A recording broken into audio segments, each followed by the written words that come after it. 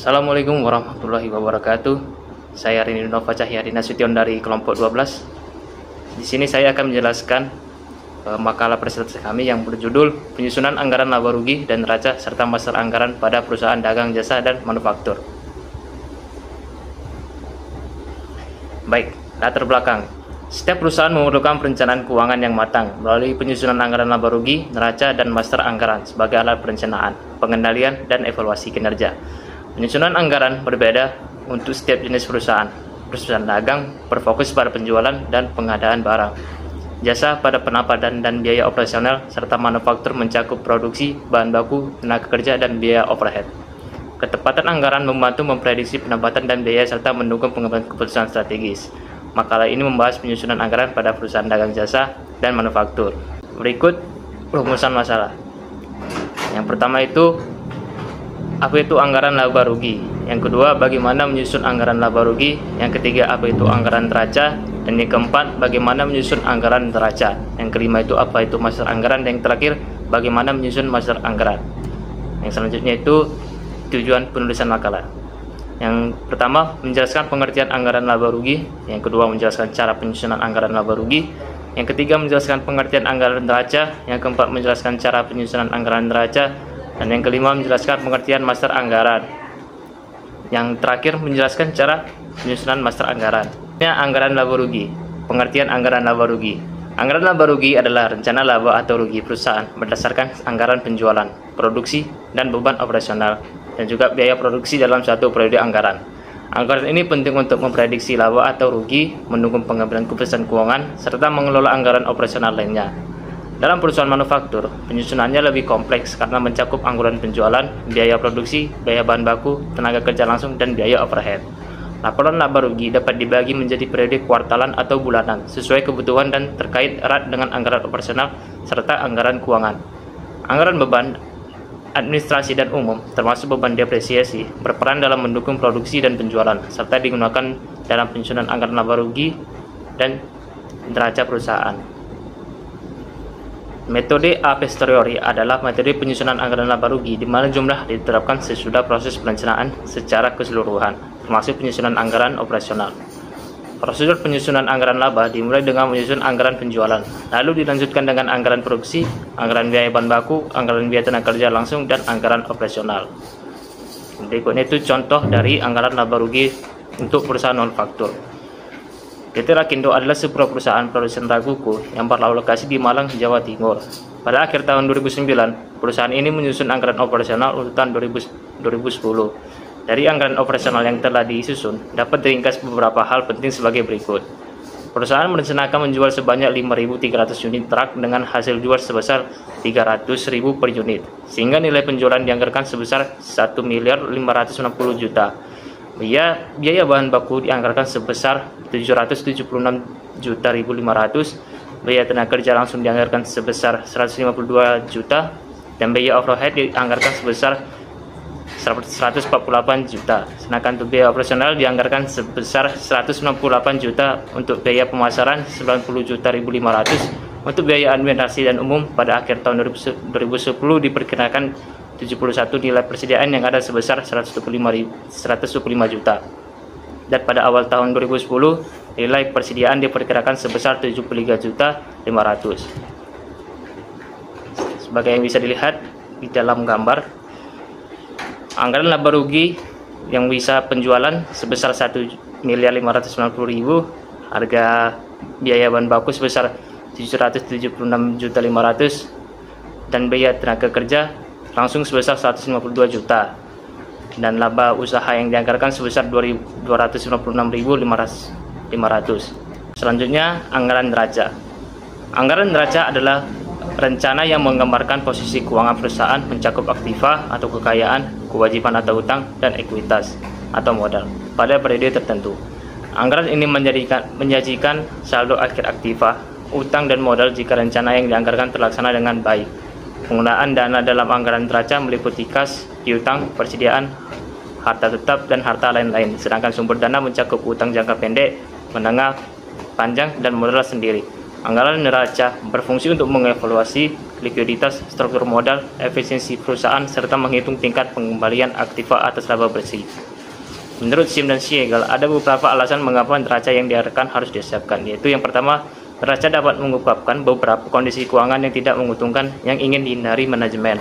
2. Neraca berfungsi sebagai pengecek terakhir mengenai keakuratan matematis dari semua jadwal lainnya. Yang ketiga, neraca dapat membantu manajemen melakukan kalkulasi rasio. Dan yang keempat, neraca menyoroti sumber daya dan kewajiban masa depan. Tujuan dari anggaran laporan keuangan salah satunya menyusun anggaran neraca.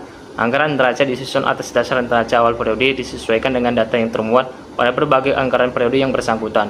Anggaran neraca mempunyai beberapa manfaat, yaitu sebagai pedoman kerja bagi perusahaan, khususnya perusahaan manufaktur dalam melakukan kegiatan produksinya, terutama dalam hal modal kerja yang dapat bersumber dari kas maupun utang. Yang kedua itu sebagai pengecek terakhir mengenai kekuatan matematis dari semua jadwal lainnya, sebagai alat pengawas kerja yang membantu manajemen dalam memimpin jalannya perusahaan. Yang keempat, anggaran neraca dapat digunakan untuk menyoroti sumber daya dan kewajiban masa depan. Dalam penyusunan anggaran neraca dibutuhkan beberapa anggaran lain yang mendukung dalam pembuatan anggaran neraca tersebut, antara lain yang pertama yaitu anggaran kas. Anggaran kas adalah perencanaan posisi kas dalam jangka waktu tertentu yang terdiri dari dua bagian, yaitu perencanaan penerimaan kas atau aliran kas masuk dan perencanaan pengeluaran kas, yaitu aliran kas keluar. Yang kedua itu anggaran piutang. Anggaran piutang adalah hak menagih sejumlah harta dari kreditur kepada debitur yang bersedia melunasi pada waktu mendatang. Baiklah teman-teman, di sini saya akan melanjut presentasi dari teman saya Reni Nova. Sebelumnya saya perkenalkan diri saya terlebih dahulu. Nama saya Kevin Cirebinata Saragi. Di sini saya akan menjelaskan master anggaran. Master budget adalah ringkasan dari proyek finansial dari semua budget perusahaan, yang membantu manajemen menggambarkan rencana operasi dan finansial perusahaan untuk periode tertentu, dan ini sudah termasuk semua bentuk laporan keuangan perusahaan.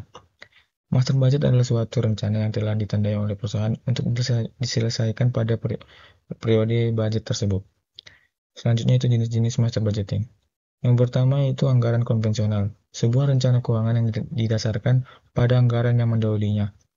Yang kedua itu zero budget budget atau ZBB. Anggaran dengan konsep ZBB dibuat berdasarkan anggapan bahwa semua kegiatan yang dilakukan dinilai dari nol atau zero budget. Selanjutnya itu tipe master anggaran. Yang pertama itu pagu anggaran. Selling budget adalah tipe anggaran yang dipakai untuk tujuan-tujuan pengawasan. Kedua itu anggaran berdasarkan item. Tipe ini menggolongkan pengeluaran-pengeluaran berdasarkan jenis. Digunakan untuk mengawasi jenis-jenis pengeluaran dan juga jumlah totalnya. Yang ketiga itu anggaran kinerja dan program. Tipe ini berguna untuk menspesifikasi aktivitas-aktivitas atau program-program dengan cara memisahkan pengeluaran-pengeluaran berdasarkan fungsi seperti kesehatan atau keamanan publik, atau berdasarkan jenis pengeluaran seperti kepegawaian dan peralatan, atau berdasarkan sumber penghasilan seperti pajak, kekayaan, atau biaya-biaya pemakaian. Para administrator dan para anggota legislatif bisa mendapatkan laporan yang tepat mengenai transaksi-transaksi keuangan untuk mempertahankan baik efisiensi ke dalam maupun pengawasan dari luar. Selanjutnya itu penyusun anggaran induk. Yang pertama itu menyusun anggaran penjualan atau pendapatan revenue budget. Anggaran penjualan atau anggaran pendapatan ini berisi proyeksi penjualan per jenis produk yang dihitung dari perkalian antara proyeksi volume produk yang dijual dengan rata-rata harga jual per produk. Yang kedua itu menyusun anggaran produksi atau production budget. Berdasarkan anggaran per unit penjualan atau anggaran pendapatan, selanjutnya disusun anggaran produksi atau production budget.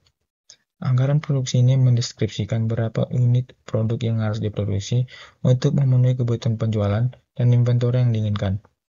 Anggaran produksi ini tidak dalam bentuk moneter, melainkan dalam satuan unit produk. Unit yang diproduksi itu dapat dihitung dengan cara unit penjualan tambah unit persediaan akhir yang diinginkan dikurang unit persediaan awal. Yang ketiga itu menyusun anggaran biaya bahan baku langsung atau direct materials. Setelah anggaran produksi disusun, maka selanjutnya menyusun anggaran biaya bahan baku langsung atau direct materials, yaitu berupa anggaran pembelian bahan baku.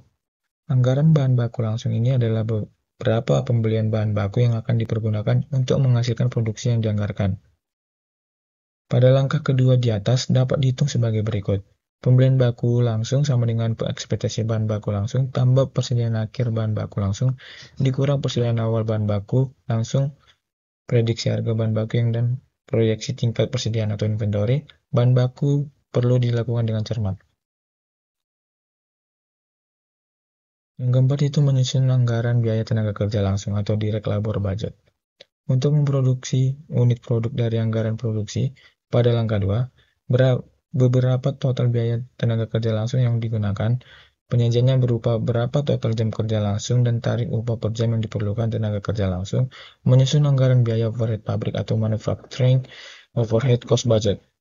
Yang kelima itu menyusun anggaran persediaan akhir atau ending inventories budget. Dalam menyusun biaya overhead pabrik atau BOP, tidak seperti kita menyusun biaya bahan baku langsung dan biaya tenaga kerja langsung. Karena pada biaya overhead pabrik tidak bisa diidentifikasi antara input dan output untuk setiap item biayanya. Biaya overhead terdiri dari biaya overhead variabel dan biaya tetap. Untuk menghitung biaya overhead atau predetermined overhead application rate tersebut, kita dapat menggunakan tarif overhead dan dapat juga dengan menggunakan activity based cost drivers. Yang keenam yaitu menyusun anggaran harga pokok produksi atau harga penjualan atau cost of goods sold budget. Setelah menghitung anggaran biaya produksi, langkah selanjutnya adalah menyusun ending inventories budget. Yang ketujuh itu menyusun anggaran biaya non-manufaktur atau non-manufacturing cost budget. Selanjutnya adalah menyiapkan harga pokok produksi atau penjualan atau cost of goods sold budget. Data untuk menyusun anggaran harga pokok penjualan ini telah tersedia. Bisa teman-teman lihat seperti yang ada di PPT. Yang ke-8 yaitu menyusun anggaran biaya non-manufaktur. Biaya non-manufaktur ini berisi anggaran biaya pemasaran atau marketing expense budget dan anggaran biaya administrasi atau administrative expense budget. Anggaran biaya pemasaran ini meliputi anggaran untuk kegiatan pemasaran, penjualan, dan distribusi produk ke distributor atau retailer atau konsumen akhir. Kesembilan yaitu menyusun anggaran induk atau master budget. Setelah menyusun anggaran operasional, langkah selanjutnya kita menyiapkan anggaran keuangan yang terdiri dari capital expenditure budget, cash budget, dan budgeting financial position. Penyusunan anggaran induk secara komprehensif dan akurat ini, selain dapat bermanfaat untuk pengendalian manajemen, juga dapat digunakan sebagai penilaian kinerja dari unit-unit produksi yang juga karyawan, seperti dalam pemberian reward, hal kenaikan jabatan atau promosi, pemberian bonus, kenaikan gaji, dan lain sebagainya, yang selalu didasari dengan pencapaian anggaran atau budget yang telah dibuat itu. Teman-teman, kesimpulan dari presentasi kami itu, penyusunan anggaran laba rugi, neraca, dan master anggaran pada perusahaan dagang, jasa, dan manufaktur penting untuk perencanaan dan pengendalian keuangan. Anggaran ini membantu manajemen menentukan strategi operasional, mengalokasikan sumber daya secara efisien, serta mengukur kinerja keuangan. Perusahaan dagang fokus pada pembelian dan penjualan barang serta biaya operasional. Perusahaan jasa pada pendapatan, layanan, dan biaya tenaga kerja. Sedangkan perusahaan manufaktur memiliki anggaran lebih kompleks mencakup produksi, bahan baku, tenaga kerja, dan overhead pabrik. Master anggaran terdiri dari anggaran operasional, keuangan, dan kas dapat membantu perusahaan mengantisipasi risiko, mengendalikan pengeluaran, dan meningkatkan profitabilitas. Di sini ada saran yang bisa kami buat untuk meningkatkan efektivitas penyusunan anggaran laba rugi dan neraca. Perusahaan perlu menggunakan data historis yang akurat, mempertimbangkan faktor eksternal seperti kondisi pasar dan inflasi, serta memanfaatkan teknologi seperti software akuntansi. Evaluasi dan revisi anggaran secara berkala diperlukan agar tetap relevan dengan tujuan perusahaan. Selain itu, pelatihan bagi manajer dan tim keuangan serta koordinasi antar departemen penting untuk menyusun anggaran yang realistis dan mendukung strategi bisnis secara menyeluruh. Langkah-langkah ini membantu perusahaan menyusun anggaran yang lebih efektif guna mendukung pertumbuhan dan keberlanjutan usaha.